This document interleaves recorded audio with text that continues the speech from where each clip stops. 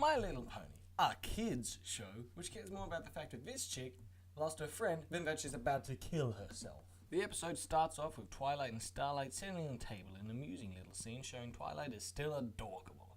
And you know, Twilight and Starlight really did a great job with the names there, guys. Next we'll get like Sunlight Flicker or something. It's interesting that they'd have them have such similar names. It seems to suggest that the writers didn't originally intend to have Starlight become one of the main cast and all that, and just meant for her to be a kind of main antagonist what-if deal for Twilight. Personally, I'm happy with the way it went, but that's only because it's the way it's been. Maybe it would have been better if she stayed a baddie. Anyway, so Twilight and Starlight are setting the table preparing for dinner with Celestia, who Twilight thinks for some reason is still incredibly important and will look down upon other things, despite the fact they're basically equals now. But what's this? Twilight wants Starlight to make a new friend in one day and bring her to dinner with Celestia? Geez, Twilight, you don't ask for much, do you?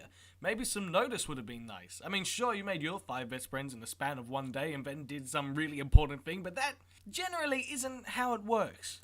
And so after a joke by Starlight about her iffy past and the title, My little friendship could be tons of fun.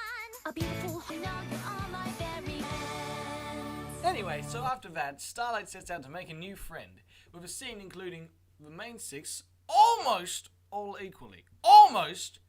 Because Fluttershy only got to sigh. Everyone else got a speaking role, why doesn't she? But anyway, at the end, Starlight's no closer to finding any new friends. Because she looks like a nutcase. Stop stressing! So after looking like a nutcase, Starlight decides to relax in the spa place, where she meets someone we haven't seen in quite some time. Trixie, who's now not just a narcissist, but an adorable narcissist.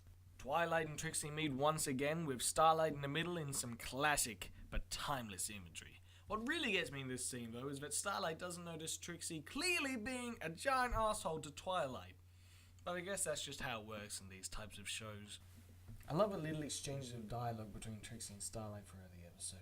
It feels so much more natural than what we've had before. Instead of everything they say being for plot progression, character development, and some sappy friend ball, they're just talking. And this episode manages to handle the foreshadowing perfectly, like the Manticore, Trixie feeling like she can't do anything better than Twilight and the payoff, stuff like that. Speaking of the Manticore, I know everyone said a thought about this, but Trixie was gonna kill herself. And they focus on the fact that they stop being friends instead. Like, of course, that's more important to the story, but did the writers realize what would have happened if Twilight had taken just a few more seconds to talk to Starlight? But wait, she didn't get chewed up, she went straight down the Manticore's throat. Well then, if Twilight had taken a few more seconds to talk to Starlight and the Manticore wasn't gonna chew as well, that's still 2 things. You know, it's actually not as bad as I thought. So the episode resolves with Starlight saving Trixie, Twilight complimenting Trixie, and Trixie like bowing and shit to Twilight. Something great about this episode is it's not as simple as the usual one of them was wrong, the other was right, and the other one who was wrong's learned their lesson plot. Both Twilight and Starlight had valid points. And sometimes in life that's how it is. Sometimes things aren't clear cut. That as well as some genuine feeling dialogue between the two makes this a brilliant episode. Anyway, I've been the Score or whatever.